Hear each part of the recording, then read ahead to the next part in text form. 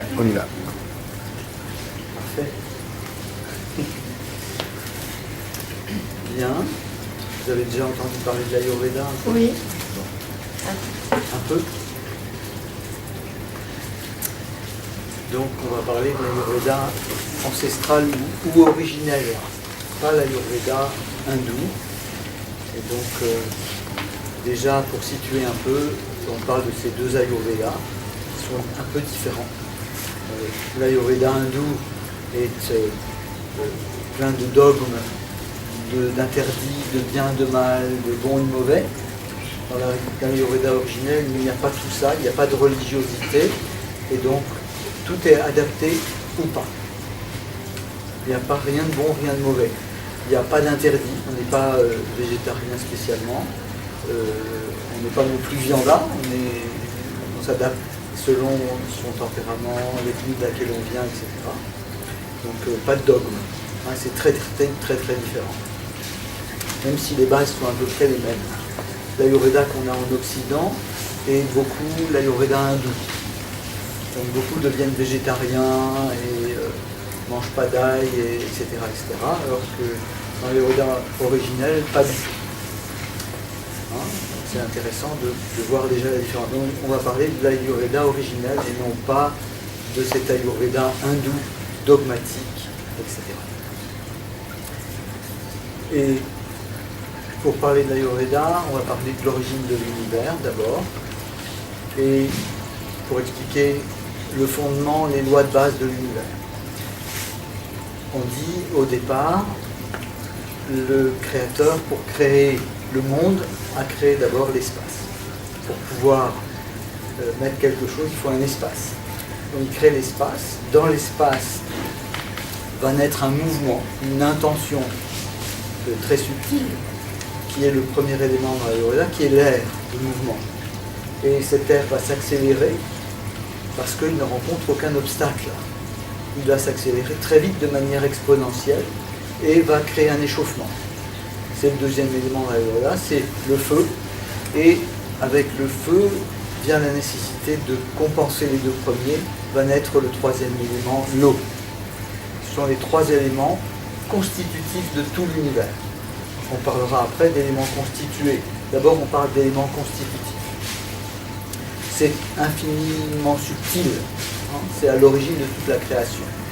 Et ces trois éléments en interaction constante produisent toujours tout l'univers. De manière unique. Le thème de la conférence, c'est « Vous êtes tous uniques ». On dit, depuis que le monde est monde, le Créateur ne s'est jamais répété une seule fois. Il n'y a jamais eu deux feuilles d'arbre identiques, deux cellules identiques, deux empreintes de main identiques. C'est pour ça qu'on l'appelle le Créateur. Il est infiniment créatif. Il ne se répète jamais. Et donc, ces trois éléments en interaction constante vont se densifier petit à petit en 7 phases successives, et non pas en 7 jours comme on dit dans la Bible, mais en 7 phases successives de densification de l'énergie. Et la dernière phase de densification, c'est le monde qu'on connaît, qu'on voit. Mais on peut expérimenter, si on est à l'écoute intérieure, ces mondes, ces réalités plus subtiles. On ne va pas parler de ça parce que c'est un autre sujet, ça demanderait beaucoup de temps. Donc voilà l'Ayurveda originel qui existe sur la planète depuis la nuit des temps, qui à l'époque était très subtil parce qu'on parle d'âge, de 4 âges, dont l'âge d'or, où tout le monde était en accord avec les lois de la nature, et donc les déséquilibres étaient à peine visibles et très légers. Et il suffisait de rentrer à l'intérieur et de générer une intention pour guérir la personne.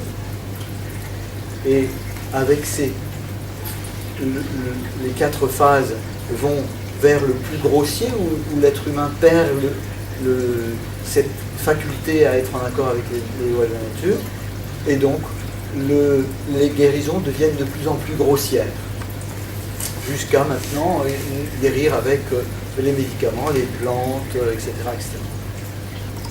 Mais dans l'Ayurveda originel restent toutes ces phases de guérison, de la plus subtile à la plus grossière.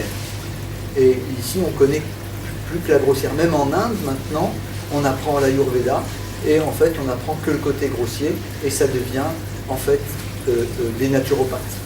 Des naturopathes ayurvédiques, mais naturopathes quand même, ils ne soignent plus qu'avec les plantes et très peu d'autres choses. Dans l'Ayurveda originel, on soigne avec l'esprit, d'abord, l'énergie, et ensuite tout ce qui correspond à ce qui est physique. Les trois éléments vont du plus subtil au plus grossier. L'air, à l'air correspond le mental, l'esprit. Le feu correspond au feu, à l'énergie. Et l'eau correspond à ce qui est plus dense, plus matériel. Et donc ça va tout dedans, il y a l'exercice, le corps, la nourriture, etc. Bon, à chaque phase, il y a une pratique qui y correspond. On va parler un peu de ces pratiques différentes. Dans l'Ayurveda original, un médecin ayurvédique qui se respecte, qui est éduqué d'une manière correcte comme on le faisait avant, c'est-à-dire l'élève venait avec le médecin et travaillait avec lui toute sa vie. Et il apprend sur le terrain, pas à la fac. Et il apprend la guérison spirituelle, les guérisons énergétiques et toutes les guérisons physiques. Et dans ces trois phases, il faut choisir une des pratiques, parce qu'il y en a plusieurs dans chaque pratique. On ne peut pas tout faire, on ne peut pas devenir un spécialiste de tout, parce que déjà, en tant que vrai médecin ayurvédique, qui est la seule médecine vraiment holistique, il faut savoir énormément de choses, c'est pour ça qu'on apprend toute sa vie. On ne fait pas quelques années de fac et terminé. Là, on apprend toute sa vie, parce que c'est infini. Le médecin ayurvédique est un guérisseur spirituel, un enseignant, un guérisseur au niveau de l'énergie, il est naturopathe, il est pharmacien, il est psychologue, il est prof de yoga, il est masseur, il est tout à la fois. D'où la difficulté de savoir tout de manière approfondie. Et donc, on va choisir dans ces trois domaines une pratique. Donc la guérison spirituelle se passe dans le silence. Dans le silence, ce sont des pratiques énergétiques qui peuvent se faire avec ou sans les mains, qui est très très subtil. On va à la source, à l'origine des déséquilibres, et on va rétablir le déséquilibre à la source. Et après, ça va remonter les 7 phases de densification. Ça prend un petit peu de temps, mais ça finit par remonter toutes les phases. C'est la guérison la plus puissante, même si c'est la moins visible et la plus subtile. Mais dans l'Ayurveda, on fait toujours tout. On ne découpe pas les gens en morceaux et on va faire prendre en compte tous les aspects de l'individu. Son plus subtil, son énergétique, sa psychologie, son corps, l'exercice qu'il fait, la nourriture qu'il mange, etc., etc. On prend tout en compte d'un seul coup. C'est pour ça d'ailleurs que ça devient une pratique efficace. Donc dans le subtil, il n'y a pas 50 000 pratiques. Il y en a une qui travaille au niveau le plus subtil, au niveau de l'intention. Elle a un aspect un peu plus dense, c'est quand on travaille avec les mains. On va rétablir au niveau des chakras les déséquilibres dans le corps.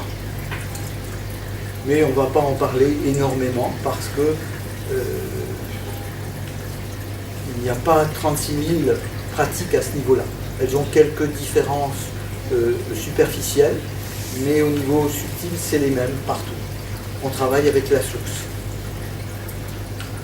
Et pour ça, il faut arriver à se connecter avec la source. Après, les techniques en elles-mêmes sont secondaires. L'important, c'est la capacité à se connecter à la source. À sa source à soi, pour pouvoir travailler à la source de la personne, avec la source de la personne, de concert. C'est ce qui fait que c'est efficace. Et donc, dans ces pratiques que j'ai appelées Naga Prana, il y a 7 pratiques qui correspondent aux 7 chakras, c'est les lois de l'univers, et chaque pratique, chaque initiation correspond à un aspect de l'individu. Il y a des techniques qui sont générales, des techniques qui sont plus pour les émotions, des techniques qui sont plus pour dépolluer le corps et les lieux aussi, etc. Il y a 7 pratiques différentes. Ensuite, ça c'est les pratiques subtiles et puis un peu énergétiques déjà. On a parlé de l'énergétique. Là où il y a le plus de choses, c'est dans les pratiques les plus grossières. On peut travailler avec les plantes, on peut travailler avec les aliments, on peut travailler avec l'exercice, avec l'environnement, avec le relationnel, la psychologie. La psychologie fait partie des deux, de l'énergétique et en même temps du grossier.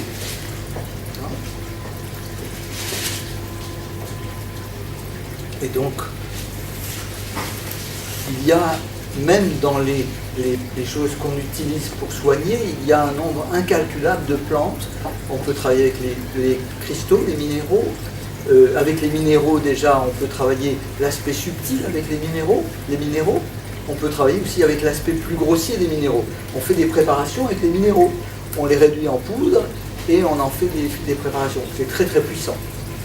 Mais il faut choisir une pratique parce qu'on ne peut pas être bon dans une pratique. On devient bon vraiment dans une pratique quand on l'a pratiqué toute sa vie. On ne peut pas pratiquer 20 pratiques différentes. Donc on en choisit certaines. Les minéraux, je connais assez bien, mais je ne les utilise pas. Parce que ça demanderait un investissement en temps beaucoup plus important. Si vous avez des questions, arrêtez-moi. Donc dans ces pratiques, il y a les plantes. On peut parler un peu des plantes. Dans les plantes,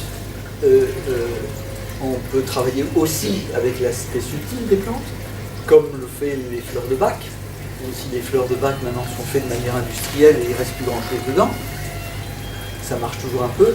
On peut travailler avec l'énergie des plantes. On peut travailler avec les plantes elles-mêmes. C'est des niveaux différents. Les plantes qu'on utilise dans l'Ayurveda originel, c'est les plantes qu'on va trouver à l'endroit où on vit. Et non pas les plantes ayurvédiques. C'est-à-dire les plantes qui viennent d'Inde. Les plantes indiennes sont pour les Indiens, pas pour nous. Nous, on utilise les plantes de chez nous. On dit dans l'Ayurveda, la nature nous donne ce dont nous avons besoin, à l'endroit et au moment où on a besoin.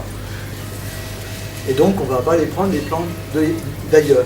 De même manière, la nourriture doit être adaptée à notre façon de nourrir et non pas, quand on fait de l'Ayurveda, on ne commence pas à manger que des plats indiens.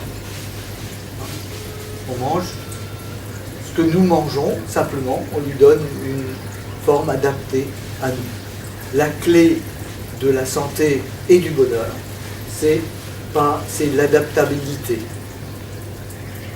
Pour s'adapter, il faut connaître un peu les lois de base, et ces lois peuvent s'adapter à toute situation, à toute personne, car toute situation et toute personne est unique dans l'Ayurveda.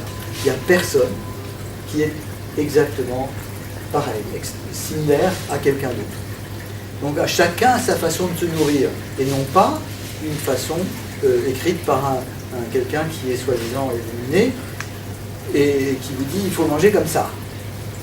Ça ne peut pas marcher, il faut chacun a sa façon unique de se nourrir, chacun a sa façon unique d'être, etc., etc.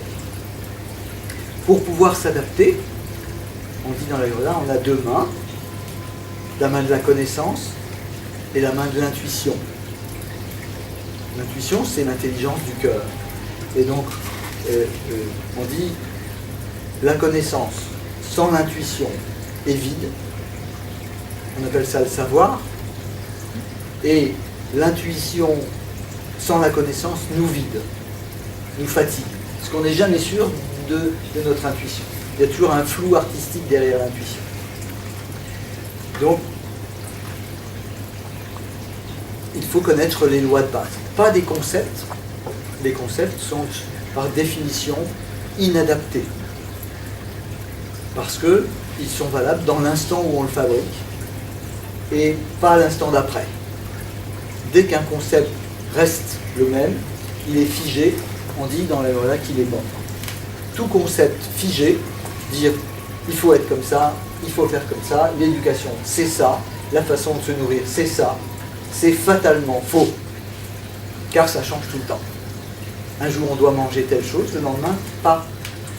Quand on est jeune on peut faire certaines choses, on ne peut pas faire quand on est plus âgé, etc. etc. Donc la clé c'est s'adapter.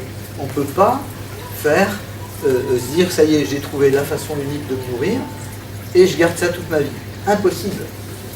Ça ne marche pas. Ce que font beaucoup de gens. Ils mettent un temps pour trouver ce qui leur correspond et après ils s'y accrochent désespérément et ils finissent par tomber malades en disant je comprends pas, je mange parfaitement bien et équilibré et je tombe malade quand même. Comment ça se fait? Ben oui, mais c'était valable il y a 10 ans, c'est plus maintenant. Ça a changé. Il faut toujours s'adapter. C'est fondamental. Mais le mental humain, celui qu'on appelle l'ego mental, qui est une fabrication que l'enfant fait de manière erronée, lui veut toujours des choses figées. Il veut un jour trouver le bon truc et le garder toute sa vie. Et ça n'existe pas. Hein? C'est rassurant. C'est rassurant. Car le mental humain, il veut toujours être rassuré, comme un bébé. Ça peut nous amener à parler de cette pratique psychologique dans l'Ayurveda, justement, où dans l'Ayurveda, il y a une pratique psychologique, où on va, qui n'est pas du tout similaire aux pratiques psychothérapeutiques occidentales, parce que les pratiques occidentales, pour la plupart en tous les cas, même si on a des nouvelles maintenant qui s'ouvrent, visent à renforcer et à améliorer l'état de la personnalité. La personnalité vient du mot persona, qui veut dire masque. C'est quelque chose qu'on a rajouté sur soi. Or, nous ne sommes pas que cette personnalité, nous sommes aussi une âme et un être. L'âme, c'est notre véritable identité, et l'être est celui qu'on est vraiment. Et donc, dans l'Ayurveda, ce qu'on vise, c'est se reconnecter avec son âme et son être, et non pas renforcer celui qui est la cause de tous les problèmes, qui est la persona, la personnalité. Donc c'est deux chemins complètement différents, même si les pratiques des fois se ressemblent. Mais c'est deux chemins différents. Dans un, on veut éradiquer la source des problèmes, la source de toute la souffrance. Dans l'autre, on veut simplement améliorer l'état de celui qu'on croit être, et qui n'est qu'un masque. Et donc, ça peut amener un mieux-être pendant un premier temps, et dans un deuxième temps, comme il est la cause de tous les problèmes, évidemment, les problèmes sont encore plus importants. Et comme ça, on n'en sort jamais. Si c'était vrai que ces psychothérapies amenaient le bonheur, tous les psys seraient heureux. C'est pas le cas. Je vous garantis que c'est pas le cas. On a essayé, ça marche pas. Ça aide un peu, c'est nécessaire, ça ne veut pas dire que ça n'a pas sa place. Tout est à sa place dans l'univers, mais si on veut vraiment être heureux et en bonne santé, c'est pas suffisant. Ça, pour le moins, c'est pas suffisant. Donc, on peut parler un peu de ce mental, de cette personnalité qui est une fabrication du bébé. Le bébé fabrique ce personnage que nous croyons être de manière complètement erronée. Parce que le bébé n'a pas d'intellect, il ne peut pas discriminer. Et donc il va fabriquer une personnalité qui est un peu très sommaire et complètement fausse. Il se fait une idée du monde qui est complètement fausse. Et contrairement à ce que nous a fait croire Freud, que ce personnage est très compliqué, dans l'Ayurveda, on dit que ce personnage est très grossier, très sommaire, car il a été érigé par un enfant, un bébé même, et c'est comme un dessin d'enfant. Si on arrive à le voir avec du recul, on voit que c'est très très simple. il a un fonctionnement très grossier, très limité, hein, et pas si compliqué qu'on veut bien le dire. Donc, comment s'est formé ce mental humain? Ça, c'est intéressant. Pourquoi il y a un mental humain? Pourquoi il y a cette personnalité excusez-moi, je parle français, qui fout le bordel tout le temps? Pourquoi elle arrive? Pourquoi elle se crée? Alors, elle se crée pour deux raisons premières. La cause première fondamentale, c'est la peur. La première émotion, la peur, qui est la peur de mourir, en fait. Déjà, le fait de vouloir s'incarner amène une grande peur et quelque part une résistance, parce que avant de s'incarner, on est un être libre et sans limite, et il va falloir rentrer dans un tout petit corps, dur. Et la deuxième raison, c'est, qui va confirmer la première, c'est la naissance, et aussi ce qui se passe un peu avant, c'est on oublie sa véritable nature et on s'identifie dans le corps physique. Le corps physique est périssable, donc on va avoir peur de mourir. Et c'est ce qui va conditionner cette construction que fait l'enfant durant toute sa vie, mais notamment les premières années de la vie, va construire ce personnage pour se rassurer. On a peur de mourir et on va avoir besoin d'être rassuré. Le bébé, il a toujours besoin d'être rassuré. Et il est rassuré par 5 choses qui correspondent aux 5 éléments dans le corps. Et ces 5 éléments dans le corps vont être plus ou moins déséquilibrés ou équilibrés, en fonction de ce qui nous a rassurés ou pas. Donc les 5 éléments sont la présence de sa mère, la vibration, qui correspond à la vibration, qui correspond à cet élément qui réside dans la gorge, l'amour de sa mère, qui correspond au cœur, la chaleur du corps de sa mère, le plaisir qu'on a à téter, et la nourriture chaude et sucrée qui sort de son sein. Pour un enfant, rien de plus normal. La plupart des êtres fonctionnent toute leur vie comme des bébés, à avoir besoin d'être rassurés par une ou plusieurs de ces 5 choses. Toute notre vie, on court après. Si on a été rassuré par ces 5 éléments ou par un des 5, ou plusieurs, peu importe, on va chercher à être rassuré par ces éléments, les trouver facilement, mais jamais être satisfait. Il faut réitérer tout le temps ce besoin. Si on n'a pas été rassuré par et donc un de ces éléments est perturbé, on va courir après et penser qu'on ne peut pas l'avoir et donc on ne l'obtient jamais. Et on n'est pas satisfait. Donc dans les deux cas, on n'est pas satisfait. Et on court après. La plupart des gens courent après toute leur vie, après ces 5 choses pour être rassurés. Dès qu'on se sent mal, chacun a son système unique à lui pour compenser, pour se rassurer. Il va bouffer, boire, fumer, baiser, courir, faire du vélo, je sais pas quoi. Regarder la télé ou se perdre dans un ordinateur. Chacun a sa manière à lui de compenser ce mal-être qui est cette mémoire qui est inscrite en nous de manière presque indélébile, qui est cette peur de mourir. Tout le monde fonctionne avec ça.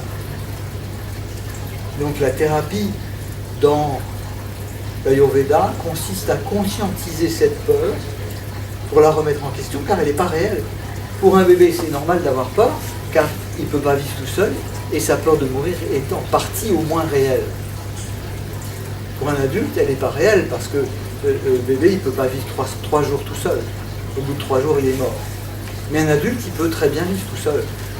S'il a soif, il boit, s'il a froid, il se réchauffe, etc. Et donc, cette peur est toujours là en toile de fond, inconsciente, et gère la plupart de nos actions. Et tant on agit en fonction de cette peur pour se rassurer, à chaque fois on donne raison à cette peur de mourir qui est inconsciente. Dans l'Ayurveda, il s'agit de conscientiser cette peur pour la remettre en question puisqu'elle n'est pas réelle. On va le faire comme ça. Elle n'a aucune réalité, ni d'un point de vue spirituel, parce qu'on n'est pas ce corps, et d'un point de vue humain, on n'est plus un bébé. Si notre maman ne nous aime pas, on ne va pas mourir. Et si notre voisin ne nous aime pas, on ne va pas mourir. Mais on fonctionne comme si c'était vital. L'autre, quand dans une séparation, on voit bien, la plupart des gens, c'est une catastrophe. C'est la cata. Les gens se laissent mourir, ou deviennent agressifs, méchants, ou je ne sais pas quoi, s'autodétruisent. Parce que c'est terrible. Si l'autre m'aime pas, je vais mourir. Mais comme celui qu'on vient de quitter, ou avec lequel on s'est séparé, il y en a des millions des mieux que ça sur la planète. Mais celui-là, sur lequel j'ai jeté mon dévolu affectif, est devenu vital. Je ne peux pas vivre sans lui. Et on met des années à s'en remettre. C'est dramatique. Dramatique. On s'y accroche désespérément. En payant le prix fort. Il y a des femmes battues qui préfèrent rester avec leurs compagnons plutôt que de se séparer. Elles vont. Parce que se faire battre, c'est moins grave que de mourir. Dramatique. Comment ce mental humain nous fait vivre de manière illimitée. On se sent tout petit, tout fragile, alors qu'on est un être sans limite, lumineux, et qu'on n'a aucune limite. Mais on se vit comme étant toujours ce petit bébé, avec besoin de se rassurer. Il faut toujours mon lolo, ma petite goutte, le placard toujours plein, toujours quelqu'un à portée de main, qui nous aime, etc. etc. Tant et pendant le milieu de la vie, on a établi un système de compensation, c'est-à-dire ce système qui va nous rassurer. Ça marche assez bien parce qu'on a de l'énergie. Ça fonctionne bien. Celui qui se rassure en faisant du sport, il a de la pêche, c'est bon, il y va. Celui qui se rassure en séduisant, ça marche. Celui qui se rassure en bouffant, il peut bouffer tout ce qu'il veut, ça passe relativement bien, etc. etc. Puis à un moment donné, celui qui se rassure en faisant du sport, il commence à avoir mal au genou, il ne peut plus. Celui qui se rassure en baisant ou en séduisant, il n'est plus aussi beau qu'avant, ou aussi belle, je parle des deux. Et puis ça marche plus trop bien. Celui qui se rassure en bouffant, s'il bouffe trop de chocolat, il a mal au ventre. Et donc, ça devient une catastrophe. L'angoisse existentielle commence à réapparaître de plus en plus fort. Avec l'âge, les personnes se recroquevillent sur elles-mêmes et s'accrochent désespérément à la vie. Au secours! Accroche-toi! Accroche-toi!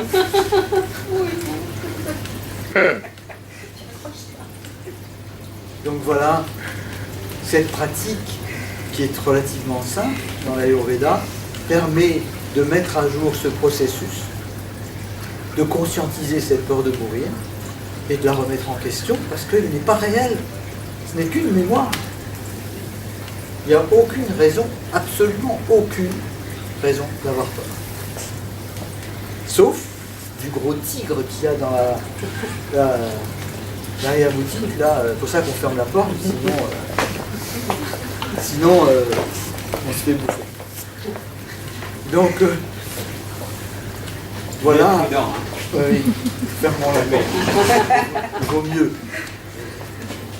C'est le drame humain, c'est cette peur de mourir, qui va se manifester de milliards de façons différentes, dans tout un tas de petites choses que tout le monde trouve normales, anodines. J'ai lu un truc sur le net là qui était marrant, c'est plus on cherche à être dans la norme, plus on cherche à être dans le moule, plus on ressemble à une tarte. Je l'ai trouvé très bonne, ça. Voilà, c'est ça. Tout le monde cherche à être dans le moule, tout le monde cherche à faire quelque chose de normal, et on trouve toutes ces petites choses qui expriment cette peur de mourir normales. Tout le monde trouve normal de dire je meurs de faim parce qu'il est midi 20 et que j'ai pas lu mon lolo à midi pile. Alors qu'il faut au moins 45 jours pour mourir si on ne mange pas. Ceux qui n'ont pas de réserve. Ceux qui ont des réserves, c'est plus que ça. Mais je meurs de faim. C'est terrible. Qui c'est qui parle quand on dit je meurs de faim? Le petit bébé en nous qui parle. Je meurs de faim. Donc voilà cette pratique qui est très très simple. Et les yogis qui ont mis au point ces pratiques n'étaient pas tordus dans leur tête comme Freud, hein, qui était quand même héroïnomane. Et donc ils ont mis au point une pratique très très simple. Il y en a plusieurs d'ailleurs, mais au moins celle-là, très très simple, très concrète, très pratique, pour voir ce processus et ne plus s'identifier à ce processus mental qui est complètement faux, parce qu'il a été érigé par l'enfant. Si ça vous intéresse, je parle plus de ça plutôt que d'autres choses. Si vous voulez que je parle d'autres choses, posez-moi des questions. Donc, je peux continuer là-dessus ou... Avec des techniques pour voir cette peur. Ouais. Alors, pour voir cette peur, il faut déjà comprendre comment elle se manifeste. Et donc, on a dit, le bébé, il a peur de mourir, il a besoin d'être rassuré par les 5 éléments. Et le bébé, il va se passer une chose qu'on appelle dans l'Ayurveda la naissance de la dualité. Il va séparer le monde en deux. Ce qui est bien, ce qui n'est pas bien, etc. Comment? Il n'a pas d'intellect, il ne peut pas discriminer. Et donc il va associer tous les éléments d'une situation quand il est rassuré à quelque chose de positif, tous les éléments d'une situation quand il n'est pas rassuré à quelque chose de négatif. Et il va donc donner une valeur aux choses qu'elles n'ont pas. Je prends toujours le même exemple. Si les parents le samedi soir boivent un coup et ont l'alcool heureux, il va associer l'alcool à quelque chose d'heureux, à quelque chose de bon, de bien. Si c'est le contraire, si les parents le samedi soir boivent un coup et commencent à s'engueuler, il va associer l'alcool à quelque chose de mauvais.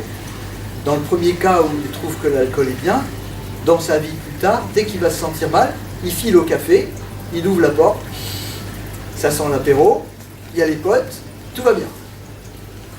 Si c'est le contraire, il va devenir bio, coincé du cul et être anti-alcool.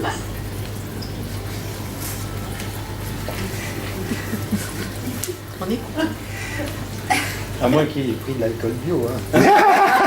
Voilà, ok. Il a pris de l'alcool. Mais là, c'est différent. On va dire que... voilà. C'est... Le bébé va donner, séparer le monde en deux, petit à petit.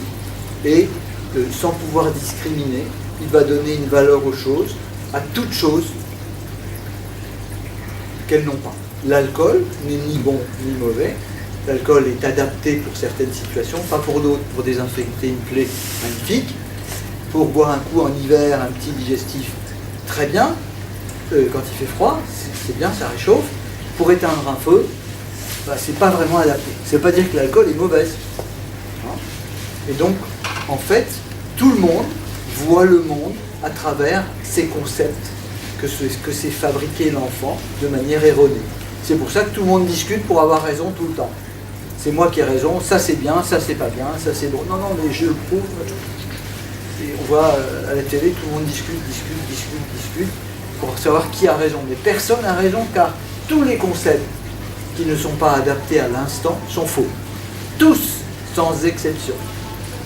Sauf les concepts qui reposent sur des lois comme l'architecture, bien entendu. Cela, c'est différent.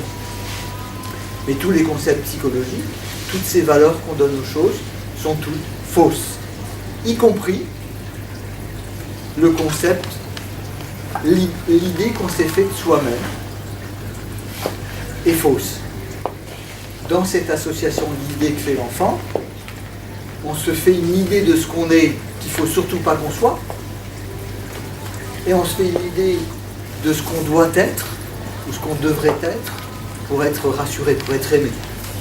Et toute notre vie, on va jongler entre ces deux personnages. On n'a pas un ego mental, on en a au moins deux. Dans les religions, il y a ce reste de tradition de bien et de mal. Il y a le petit diablotin et le petit ange. Hein, on a vu des films, des gens où il y a un petit diable qui est là, qui dit allez, lâche-toi, baisse, bois, fume, etc. Et le petit ange qui dit non, non, fais pas ci, fais pas ça, fais pas ça.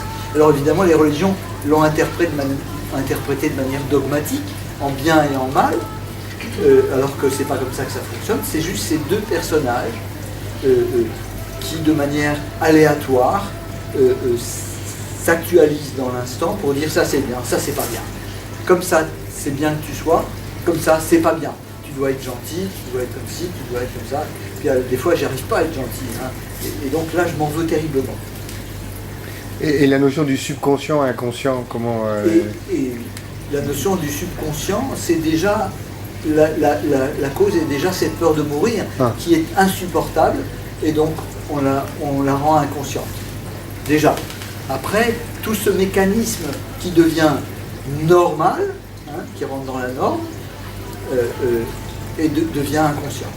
On est là, on croit qu'on est conscient de tout ce qu'on fait, de tout ce qu'on vit, mais on n'est pas conscient de tout ce qu'on fait, en fait, en réalité, que de ce qui est superficiel en nous. Tout le reste est inconscient, c'est-à-dire qu'on n'est pas présent à soi-même. On est tout le temps identifié dans ce personnage que l'on croit être, ou que l'on croit devoir être. Donc la notion de libre arbitre est aussi une grosse croyance. Absolument. Le libre arbitre, Je sais pas. pas du tout, il n'y en a pas. Pas de libre arbitre. Surtout pas en tant que personnalité. Aucun libre arbitre. Aucun. Zéro. On peut avoir de la libre arbitre, ça c'est un autre sujet, que si on est connecté avec l'être ou avec l'âme. Tant qu'on est ce personnage, on n'a aucune marge de manœuvre, aucune liberté. On est toujours pris dans cette peur et qu'on ne voit pas. On ne la voit même pas, cette peur. On ne se rend pas compte que, par exemple, tout le monde ne le fait pas, mais je prends un exemple très anodin. Une femme ou un homme qui compense par la séduction, par exemple, ne se rend pas compte que dès le matin, quand il se lève, il a déjà cette peur de mourir parce qu'il va se demander quelle façon de s'habiller va être la meilleure pour être aimé. Et déjà, c'est déjà la peur de mourir. Ou qu'est-ce que je vais pouvoir dire pendant ma conférence? Ou comment je vais me comporter, comment je vais m'habiller, comment je vais... Toutes ces petites choses de la vie de tous les jours sont l'expression multiple de cette peur unique qui est la peur de mourir.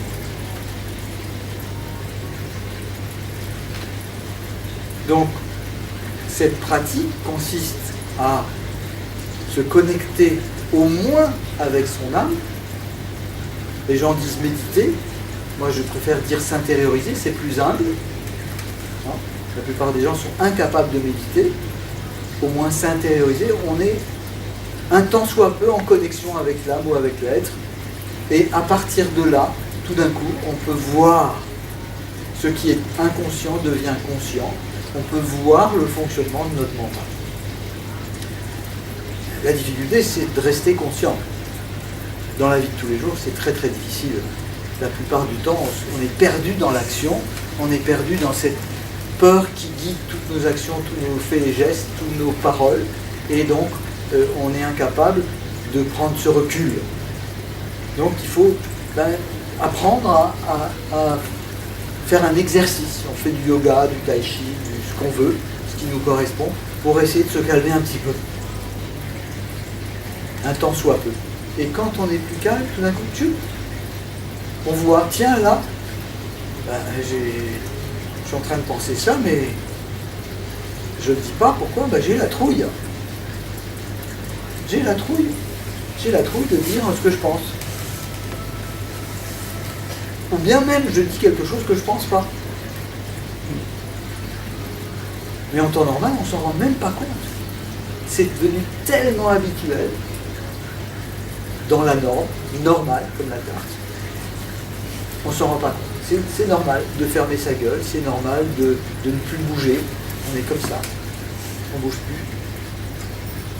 Il y a les enfants, ils sautent dans tous les sens, et quand on est adulte, on ne bouge plus. On ne peut plus rien faire. On ne peut plus faire un truc en dehors de la norme. On s'habitue à une routine et on n'en sort plus.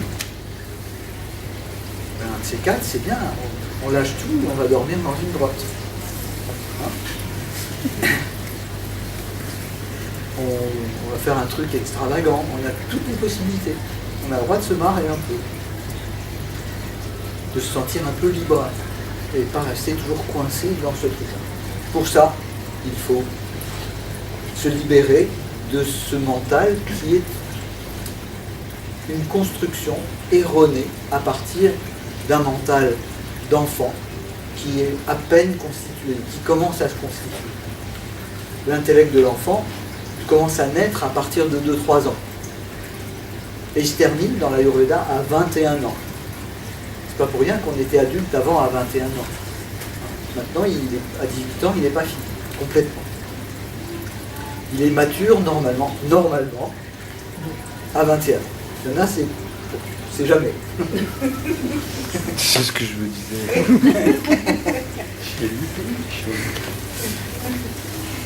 Donc voilà, cette pratique consiste à devenir conscient et à se reconnecter avec son âme, son être, et prendre du recul par rapport à ce personnage, qui est la cause de tous les problèmes.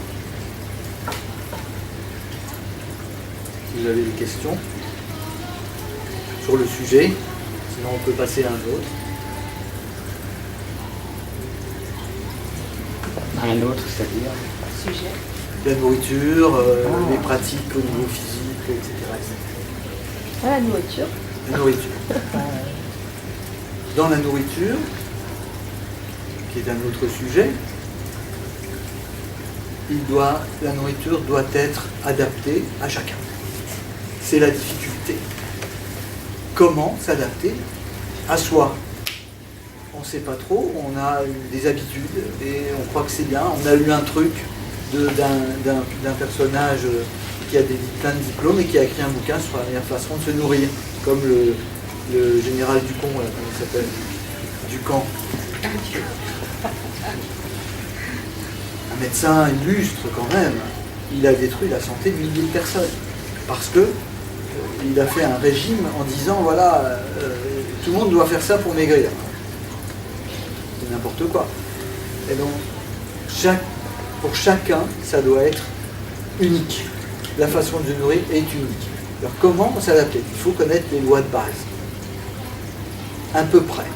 Ça demanderait un cours complet, évidemment, on va juste survoler.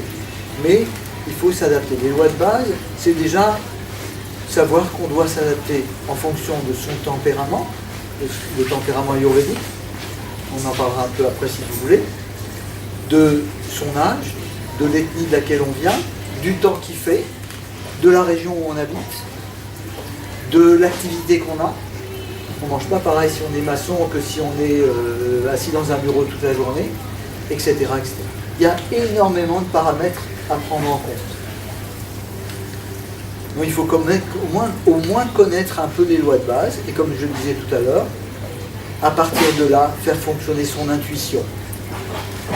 C'est comme ça qu'on arrive à savoir ce qui nous convient et ce qui ne nous convient pas. Et non pas en lisant un bouquin où il y a un personnage qui dit « Voilà, il faut manger comme ça ». À une certaine époque, c'était la mode. Alors, à toutes les époques, il y a des modes. À un moment donné, c'est tel régime, à un moment donné, c'est tel autre. À une certaine époque, on parlait du régime crétois. C'était la panacée universelle. Parce qu'on avait remarqué que les Crétois, ils étaient rarement malades. Donc on s'est dit, on va copier sur eux, et comme ça, on ne va jamais être malade.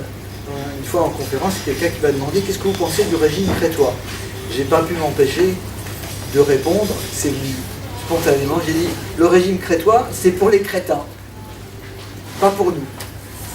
Parce que, à l'époque, ces Crétois travaillaient 2 heures par jour, mangeaient quelques fruits, un peu de poisson, pratiquement pas de viande, et donc ils étaient en bonne santé, ça c'est super, au soleil, etc. Mais pour nous, ça ne marche pas. En hiver, quand il fait -5, on ne peut pas manger des fruits et du poisson, hein. Sinon on attrape la crève. Bon, il faut s'adapter.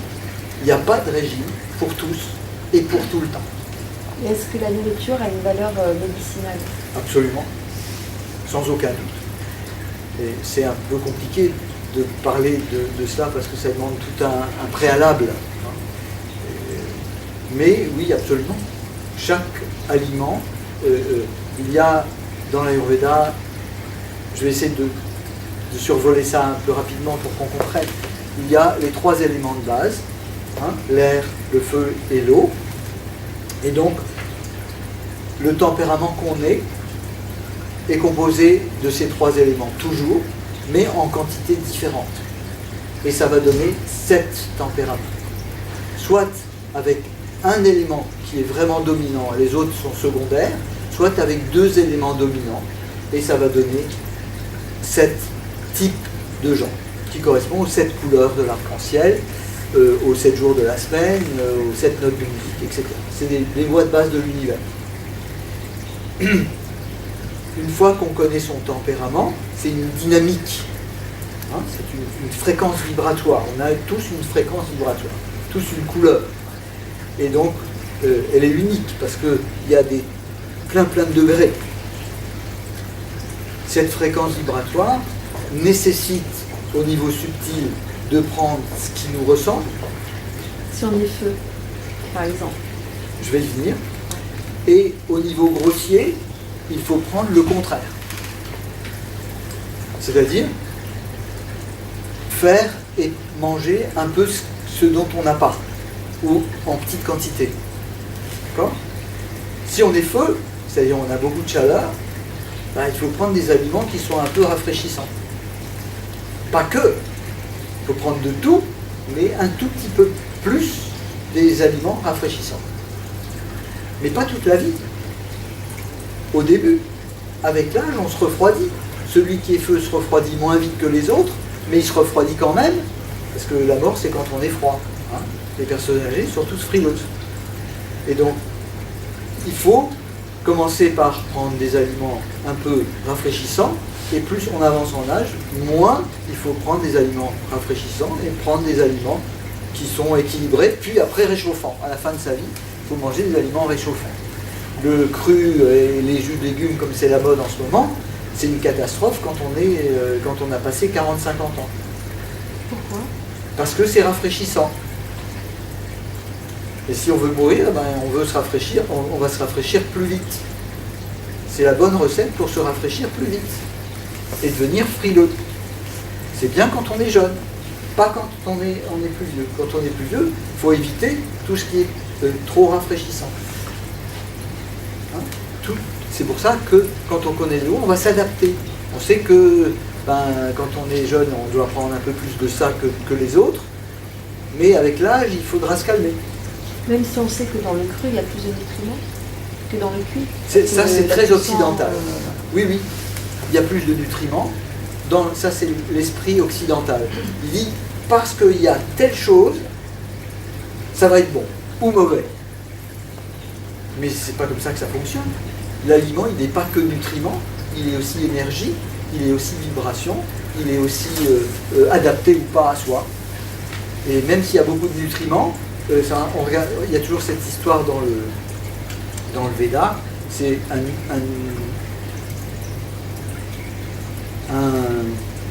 un chamelier va traverser le désert et un maître, un yogi, lui demande de lui faire traverser le désert.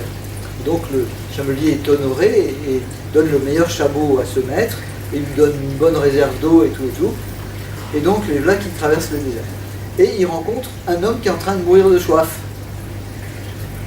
On ne sait pas, c'est un mélange de deux histoires, peu importe. C'est une autre histoire. Peu importe. Quelqu'un, un riche, traverse le désert, rencontre un homme en train de mourir. Et il sort un billet de 500 € et il lui donne le billet de 500 €. Et l'autre, il meurt avec son billet à la main.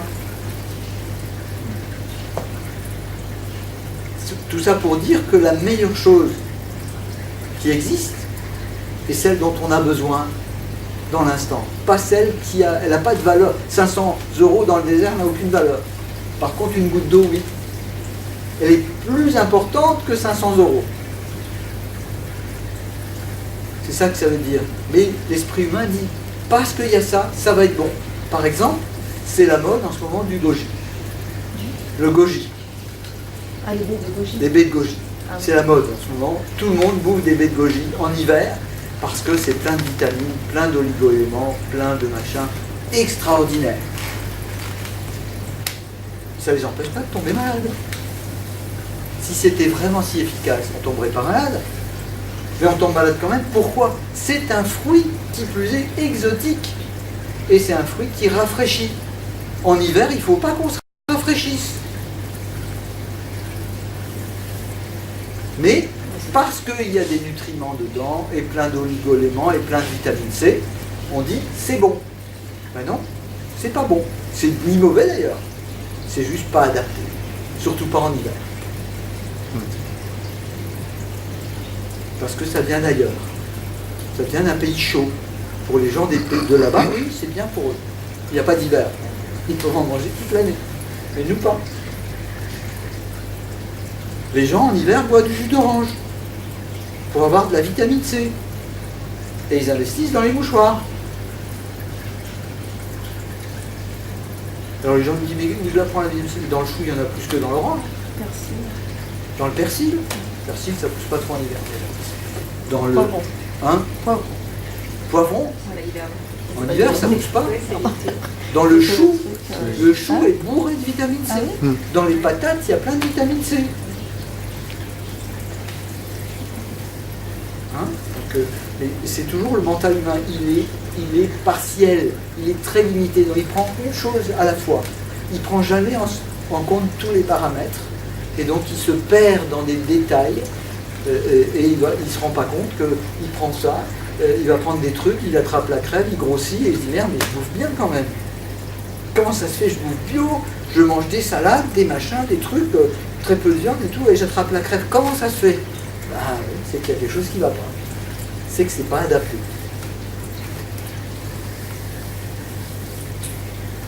Eh oui, c'est pas adapté. Pour quelqu'un qui veut maigrir, il y en a pour qui ça va être bien de manger beaucoup de fruits et de légumes. Mais pour l'autre, ça va le faire plus grossir. On n'est pas pareil. Tout est différent. Il faut s'adapter à soi, au temps, à l'ethnie de laquelle on vient. On ne mange pas pareil si on vient d'un autre pays ou bien si on vient d'une ethnie spécifique. On ne mange pas pareil. J'ai soigné une fois un Nord-Africain et il avait un ulcère à l'estomac. Il est arrivé ici, il avait 18 ans. Quand il était jeune, quand il était malade dans son village, il allait voir le guérisseur, qui est une espèce de naturopathe en fait. Il lui donnait 3 plantes et il lui disait voilà, tu fais ça, puis c'est bon. Donc quand il était malade ici, qu'est-ce qu'il a fait? Il a été voir le naturopathe, parce que c'est ce qui se rapproche le plus de ce qu'il connaissait. Et le naturopathe lui a dit oula, un ulcère à l'estomac, acidité, machin, il faut manger du riz complet, du tofu, etc. Lui, riz complet, tofu, il ne savait même pas ce que c'était au début, donc, etc. Et son ulcère à l'estomac diminuait pas. Évidemment, son ulcère à l'estomac était émotionnel. Il ne supportait pas d'être dans ce pays où tout le monde le regardait de haut et où il y a plein de racisme. Et donc il est venu et on a travaillé sur l'émotion d'abord, et après je lui ai dit je vais vous faire une prescription. Et j'ai marqué sur un bout de papier tagine et couscous, et je lui ai donné. Il s'est mis à pleurer. Il m'a dit tout le monde me dit qu'il faut que je bouffe du riz complet. Je lui ai dit mais ça n'a pas la tête. Vous êtes nord-africain, vous n'allez pas manger du riz complet. Et du tofu qui vient du Japon. Vous faites du couscous et du tagine. Et il a été guéri. Parce que on ne doit pas bouffer du tofu et du riz complet quand on est nord-africain. N'importe quoi. D'accord? Pas que ce soit bon ou mauvais. C'est juste pas adapté. C'est clair. Donc il faut connaître sa nature et s'y adapter, prendre en compte tous les paramètres. Évidemment, par exemple, les crudités, tout ça, c'est vachement bien, sauf que personne ne les mâche assez. mangez une salade de carottes, on retrouve plein de petits bouts dans les selles. Donc ça fatigue l'organisme, parce que le corps sécrète des sucs digestifs. Ces sucs digestifs essayent, et pour fabriquer des sucs digestifs, ça demande énormément de minéraux, d'oligo-éléments qui prend sur ses réserves. Une bonne digestion se passe comme ça. Le corps sécrète les sucs digestifs, transforme le bol alimentaire en nutriments, absorbe ces nutriments et réabsorbe les sucs digestifs. En même temps. C'est tout bénef. Une mauvaise digestion, c'est quoi? On ne mâche pas assez, surtout les crudités d'ailleurs. C'est ce qu'il y a de plus dur à mâcher, sauf la salade verte. Les salades de carottes, on la mâche, mais on mâche 4-5 fois et on l'avale. Le corps sécrète les sucs digestifs, imprègne toutes les carottes de sucs digestifs, mais les bouts ne peuvent pas passer par transsudation dans l'intestin jusque dans le sang. On ne peut pas passer, c'est trop gros, donc on les chie. Par le français, excusez-moi. On les chie, et on chie les morceaux de carottes et les sucs digestifs que le corps a sécrétés. C'est un très mauvais investissement. Mais c'est la mode. On mange du cru. On mange du cru. Alors, après, il y a ceux qui mangent tout cru, tout cuit, trop cuit. Et donc, qu'est-ce qu'ils font? C'est comme des bébés, ils ne veulent pas mâcher. Ils bouffent en hiver des courgettes et des aubergines, et hop, ils avalent, ça passe. Ils tombent malades.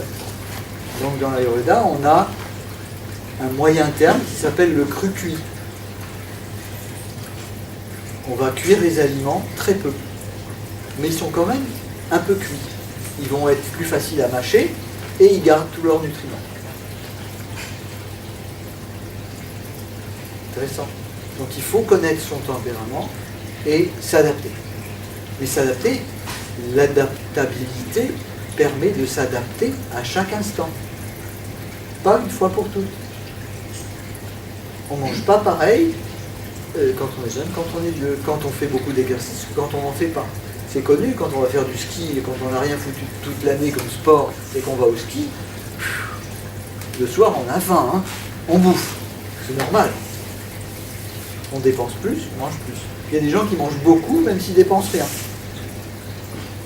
C'est par habitude de se remplir. On est rassuré quand, comme on dit, les dents du fond qui baignent.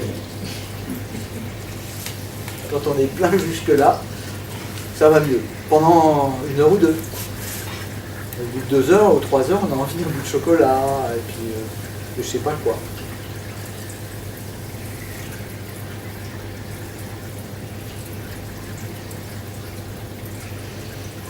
D'autres questions?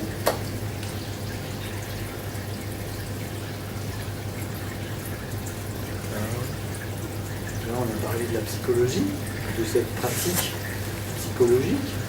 Aucune pratique n'est limitée dans l'Ayurveda. Elles ont une dominante, mais elle prend en compte toutes les autres aussi. C'est-à-dire, dans l'alimentation, on prend aussi l'énergétique de l'alimentation. Pas seulement les nutriments qu'il y a dedans. On prend en compte son énergétique, sa couleur, sa digestibilité, si c'est adapté à nous, son goût, pas seulement les nutriments. C'est très important. Et on prend en compte tous les aspects. Et donc, dans la pratique psychologique, il y a aussi tous les aspects. Il y a aussi l'aspect subtil. Et il y a aussi la nourriture. Parce que dans la psychologie nous invite à manger certaines choses plus que d'autres. Et en quantité plus grande que d'autres aussi. Donc même quand on fait un travail psychologique, on doit voir aussi la nourriture. Et aussi l'exercice. Il y en a qui en font trop et d'autres qui en font pas assez. Il faut s'adapter. Comme par exemple, cet exemple débile que nous disent les médecins, il faut boire 1,5 litre par jour. C'est n'importe quoi. Le maçon, en été, qui travaille dehors, s'il boit 1,5 litre, il est mort au bout de 3 jours. Et celui qui est bio-végétarien, qui bouffe que des fruits et légumes, qui travaille dans un bureau toute la journée, il ne faut pas qu'il boive. Il a déjà plus qu'1,5 litre dans ce qu'il bouffe. faut s'adapter. C'est la clé. C'est la clé. Il y a plein de gens. Vous verrez dans votre entourage des personnes qui sont plus ou moins âgées, ils ne supportent plus les crudités. Ils ne les digèrent pas. Plein. La plupart. S'adapter. D'un point de vue psychologique, comme d'un point de vue énergétique, comme d'un point de vue physique, il faut s'adapter. C'est la clé. On ne peut pas rester toujours le même. On ne peut pas manger toujours pareil. Tout est toujours différent. Tout change tout le temps. Même le monde physique que l'on croit fixe et figé est loin d'être fixe et figé. Si on regarde au microscope électronique, d'abord il y a plus de vide que de plein. Dans toute chose, en nous on est composé de 80% de vide, je crois. Et si on regarde de près, mais ça bouge. Les électrons autour du neutron, tout le temps, ça bouge dans tous les sens, tout le temps. Même le mur qui semble figé, il est tout le temps en mouvement. Tout change tout le temps. La clé du bonheur et de la santé, c'est s'adapter. Quand on fait du yoga, les gens font du yoga pour devenir souple. Et je leur dis toujours, mais on ne fait pas de yoga pour devenir souple, on s'en fout d'être souple. On veut être adaptable. Devenir adaptable, pas souple. Les danseuses classiques, si la souplesse amenait le bonheur, toutes les danseuses classiques seraient heureuses, mais ce n'est pas le cas.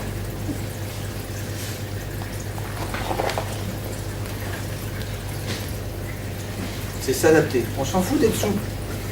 Les gens ils me disent toujours, je ne peux pas venir au cours de yoga, je ne suis pas souple. Je dis, mais si je demandais à tous les gens qui viennent au cours de yoga d'être souple avant de venir, j'aurais personne, hein, ou très peu. Il faut s'adapter. On s'en fout d'être souple. Il vaut mieux être équilibré que souple. Il vaut mieux être un peu raide partout que d'être souple à certains endroits et pas d'autres.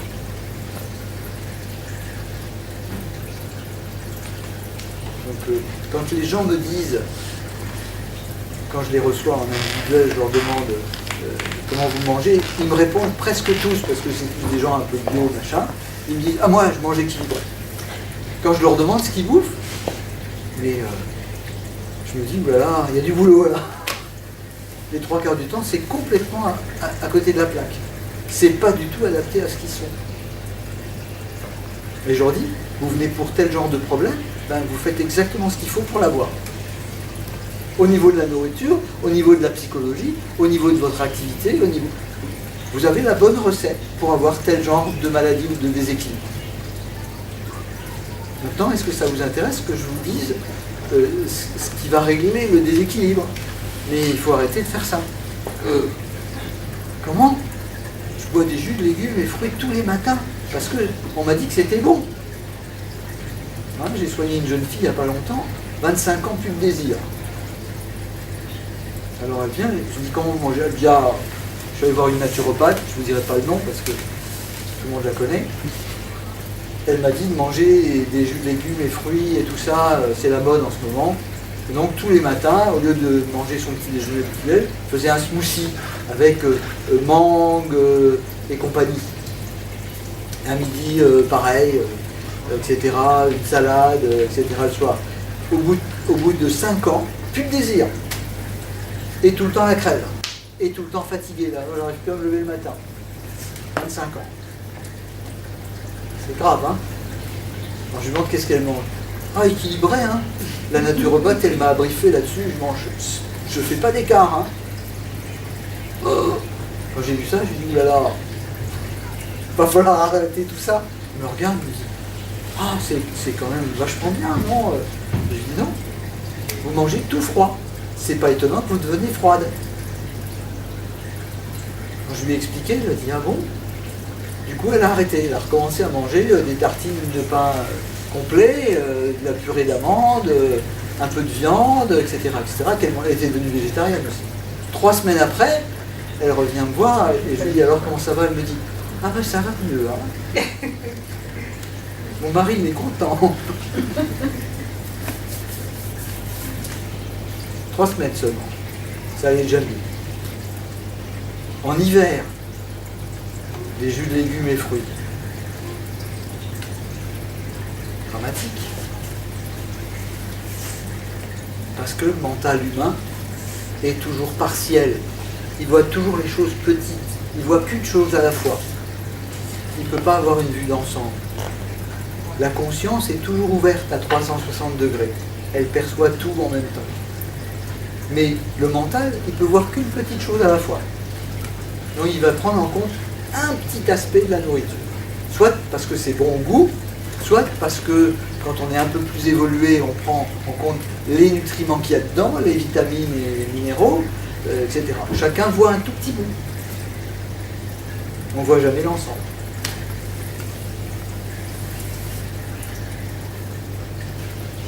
Imaginez le maçon qui bouffe des smoothies et des salades vertes du matin au soir.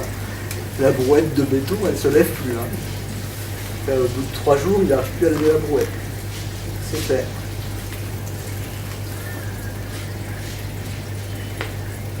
S'adapter. S'adapter à l'infini. Il n'y a qu'une seule règle, c'est qu'il n'y en a pas.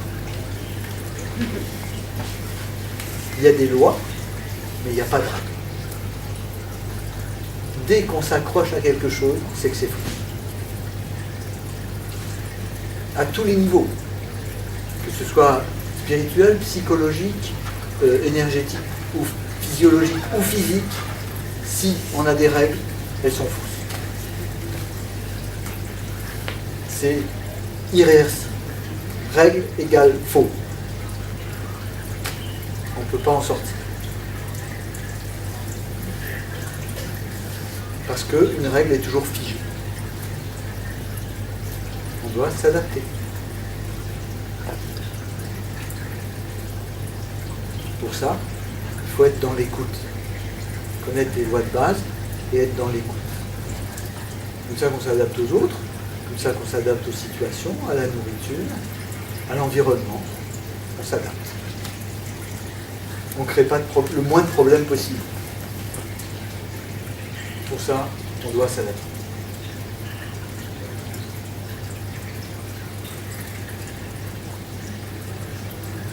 Des questions ?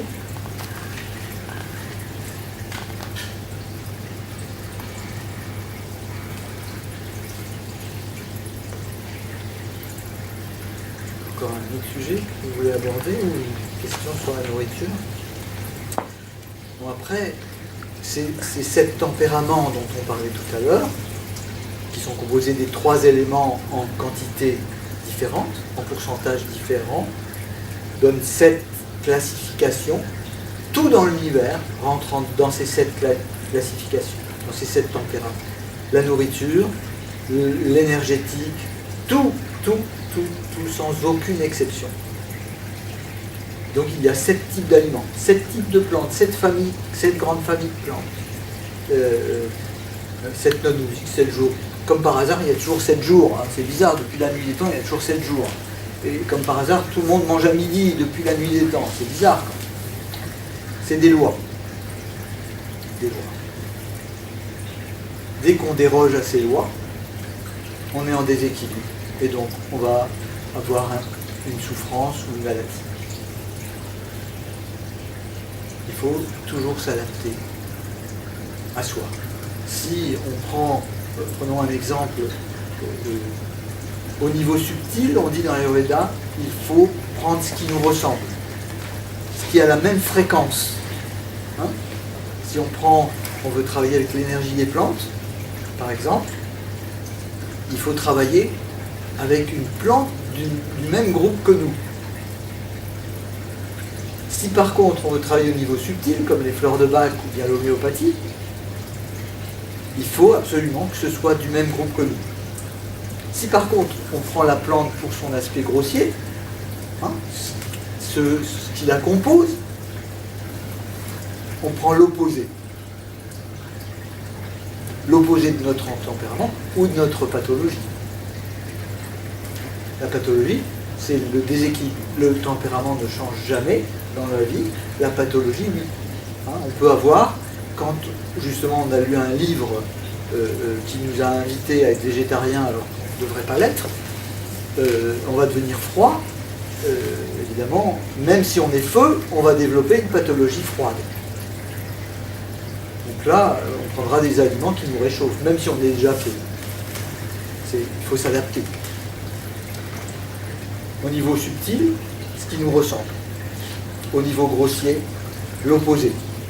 Si on est haut, au niveau grossier, si on parle de l'exercice, ben, il faut se bouger.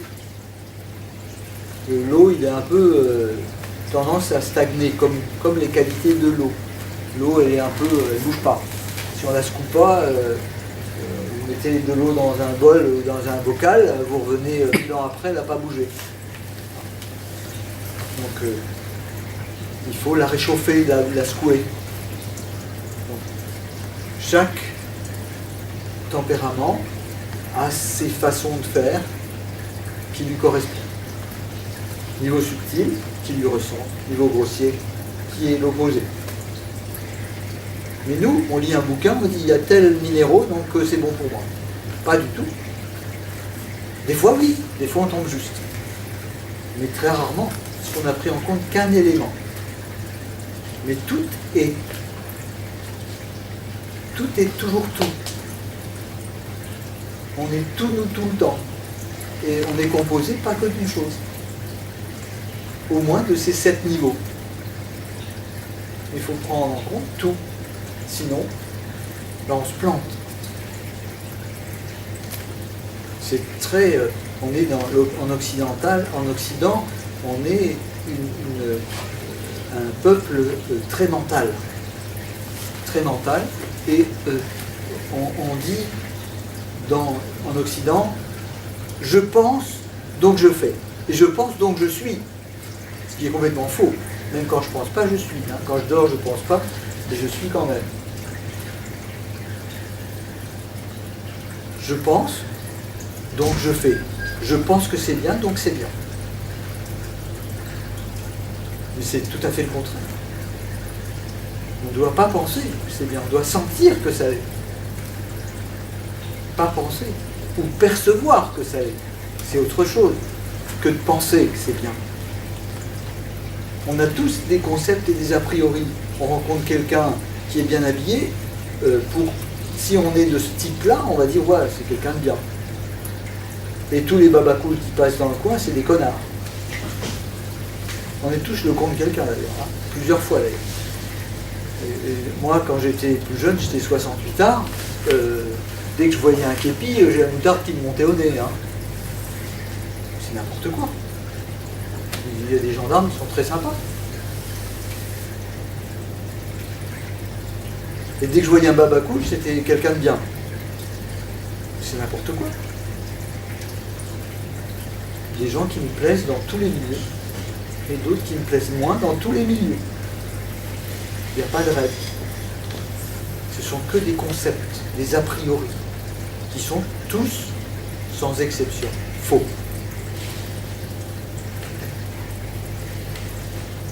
C'est passionnant, hein, ce que je dis.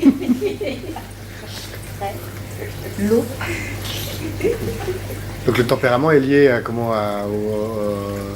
à la date de naissance, le signe astrologique.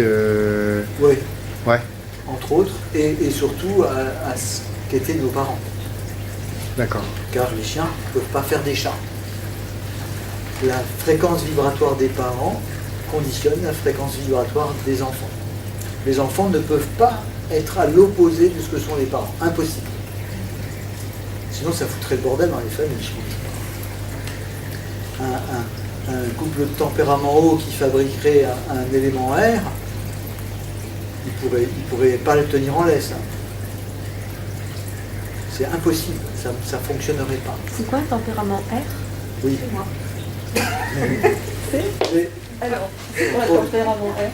l'air, chaque tempérament a les qualités des éléments constitutifs, c'est-à-dire l'air, les qualités d'un tempérament air, c'est comme l'air, il est très volatile, très instable, il court dans tous les sens, il est intéressé par plein de choses à la fois, il fait 36 000 choses à la fois, il est rarement à fond quelque chose.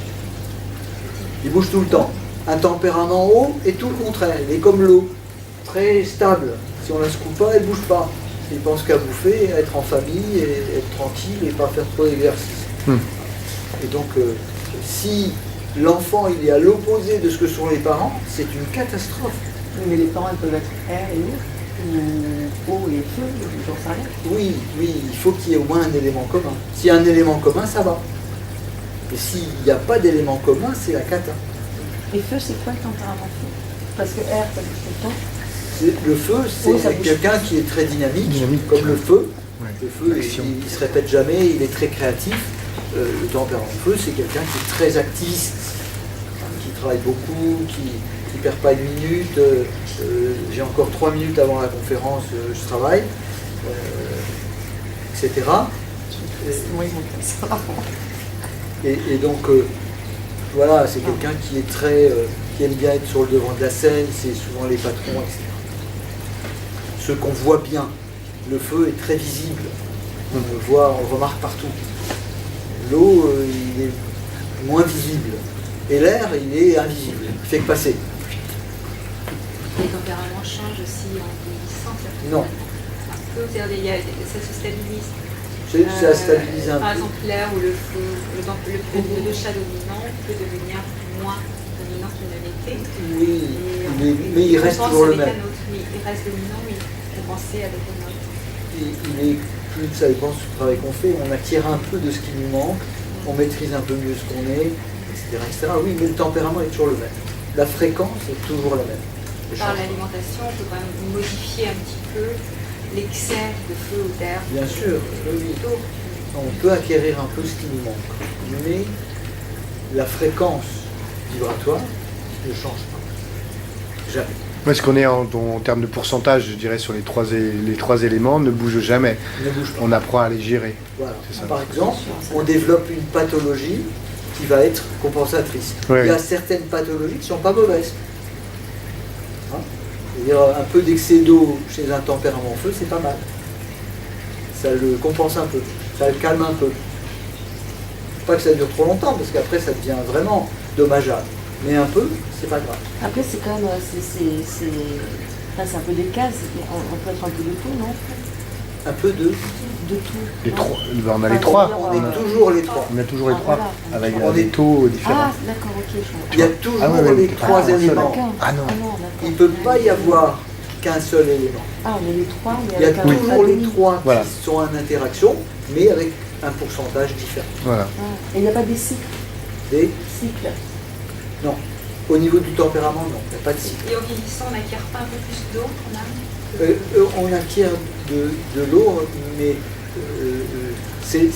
la fréquence devient plus... se ralentit, mais toujours la même. Hein, c'est très différent. Ce qui vient avec l'âge, c'est effectivement, on se refroidit, donc l'élément haut. Mais c'est pathologique. C'est pathologique. Il y a des vieux, tu les vois, ils sont toujours... ils pètent toujours le feu. Et il y en Ils a, prennent ils de la sont, cocaïne. ils sont ramollos depuis le début de leur vie jusqu'à la fin de leur vie. Hein. On ne change pas. Ça se calme un petit peu avec parce qu'il y a moins de jus, quoi. Hein, mais- Ce qu'on peut simplement faire, c'est corriger l'élément qui est en excès. Quoi. Et on va avoir un tempérament feu, eau, ou air, peu importe. Trop en C'est excès, pas- donc on peut le corriger entre guillemets. C'est pas corrigé parce que Ah, c'est le pas, terme est pas- c'est pas un déséquilibre. L'équilibre, c'est d'être notre tempérament. C'est notre équilibre. Mais C'est spécifique. Après, on peut acquérir Ce n'est pas s'adapter à l'autre, c'est de s'adapter à soi. déjà. Ah oui, de toute façon. Hein? On peut acquérir un peu ce qui nous manque. Donc on peut quand même avoir C'est un ça. tempérament Rien à voir. dominant, un tantinet déséquilibré, parce qu'on mange mal, parce qu'on Pas de problème. trop, etc. Si le tempérament est équilibré, il n'y a rien à régler. S'il est équilibré, il n'y a rien à faire. Il y a à compenser un peu tout le temps, mais pas, il n'y a pas à rectifier. Et ceux qui ont- L'équilibre de notre tempérament, c'est notre tempérament, il ne change pas. Et ceux qui sont, je sais pas, disons 80% air et 20% eau, par exemple, il n'y a pas un déséquilibre qui se crée quelque part Non. par rapport à quelqu'un qui aurait, je sais pas, 60% d'air, Non. 20 d'eau et 20 de Non. feu, par exemple. Non, c'est pas un déséquilibre, c'est notre tempérament. Mais dans la journée, on ne peut pas avoir des cycles. Non, la pathologie change. mais pas le tempérament. C'est la structure, le tempérament. Alors, c'est un peu- La structure, c'est La notre fondation. structure. Oui, C'est tout à fait, c'est notre Exact. âme, le Ouais, tempérament. ouais. Ça bouge pas. Mm. Ce qui change, c'est la pathologie. On a plus ou moins d'eau en fonction de l'heure de la journée, de la saison, etc. De ce qu'on mange, de ce qu'on fait comme exercice, etc. C'est ce qui est superficiel. Ce qui est fondamental ne change pas. Notre énergie ne change pas. Au niveau pathologique, on peut avoir un excès d'eau, de feu ou d'air. Voilà. Excès ou en manque. Oui, voilà. Mais on ne peut pas changer le tempérament. On ne peut pas changer. Et on ne peut pas changer la taille des os. C'est notre structure profonde, on ne peut pas. C'est comme ça. Un tempérament haut, il peut faire tout ce qu'il veut, il ne sera jamais maigre. Impossible. Il faudrait lui entailler des os. Un tempérament haut, il y a toujours des os assez conséquents. Et pareil, un tempérament air, il ne peut pas faire grossir ses os. C'est notre structure de base. On ne change pas. On peut se maîtriser plus, on peut gérer mieux, on peut acquérir un peu de ce qui nous manque, mais on ne peut pas changer. Et il ne faut pas changer parce que à aucun niveau on doit changer, parce que on dit dans les Védas, on est divin, mieux que divin on ne peut pas être. Il ne faut pas s'améliorer. Surtout des êtres parfaits. Ouais. 11-20 alors. Pas des personnages parfaits, des êtres. Oui, des êtres parfaits. On peut se le dire, on est entre nous. Hein. Mais c'est le mental qui s'approprie toujours les choses et dit je suis parfait, mais c'est pas vrai, le mental il n'est pas parfait. Et tu as bien fait de rectifier et de dire nous sommes des êtres parfaits. Oui, en tant qu'être, on est parfait. Mais même en tant qu'humain, parce que c'est toujours l'être qui est là, derrière, qui sous-tend à toute chose. Donc on est aussi, même dans notre côté humain, parfait. Mais si c'est l'ego qui dit ça, c'est faux. On dit dans l'Ayurveda, tout le monde fait du mieux qu'il peut, et ce mieux qu'il peut est parfait.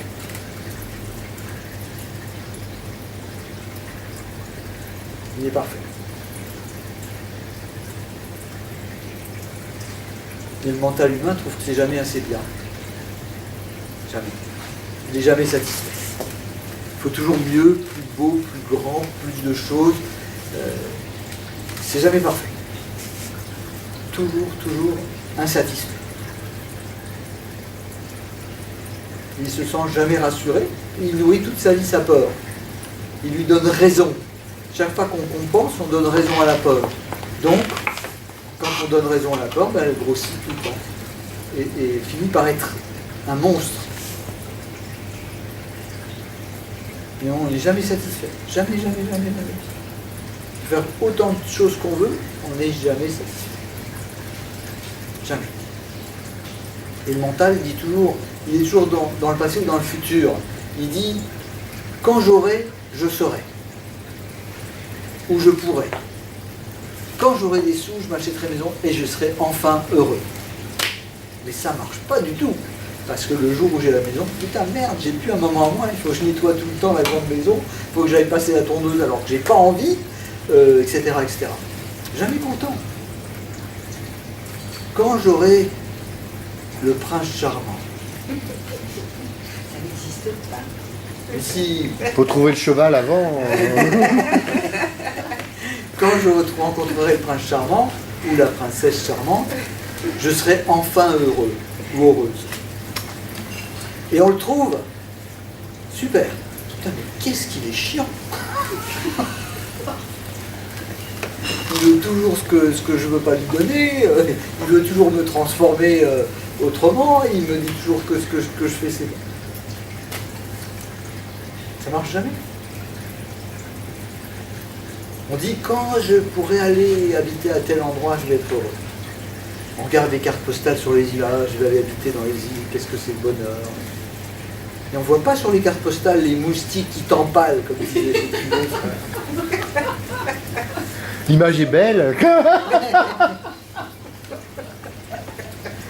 C'est terrible, c'est terrible. C'est terrible. Quand on est bien partout. Et on est bien avec tout le monde. Quand on n'est pas bien, on est mal partout. Ouais. On s'emmène avec. Hmm. Quand on est bien, à chaque fois que je voyage, je me dis, putain, qu'est-ce que c'est bien ici, je vais venir habiter là, quoi. Puis quand je rentre chez moi, je me dis, pourquoi je voulais déménager, je suis tellement bien ici. Les 5 dernières années, dans ma tête, j'ai déménagé 50 fois, hein, parce que j'ai voyagé beaucoup. Partout où je vais, je me dis, bah, c'est un bel endroit pour vivre.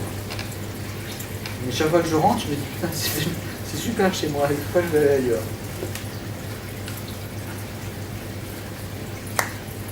Et pour être bien, il faut s'adapter. Pour pouvoir s'adapter, il faut connaître les lois et surtout avoir fait face à notre peur de manquer. On peut faire tout ce qu'on veut de la manière qu'on veut.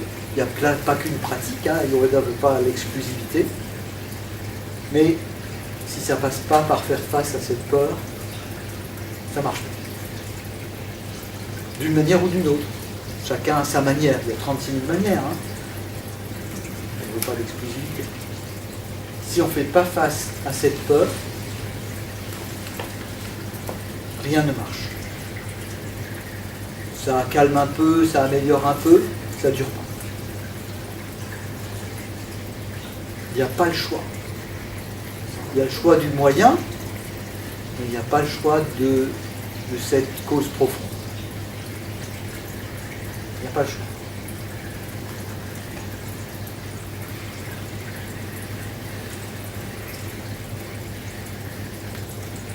Question ? Je peux parler pendant 6 mois, hein, sans m'arrêter. Il faudra te nourrir au bout de 45 jours. Quoi ? Il faudra te nourrir au bout de 45 jours. Voilà, au bout de 45 jours, il faudra me nourrir un peu. Mais boire, par contre, un peu plus. Bien, s'il n'y a pas de questions, on a fait le tour. Bon, super.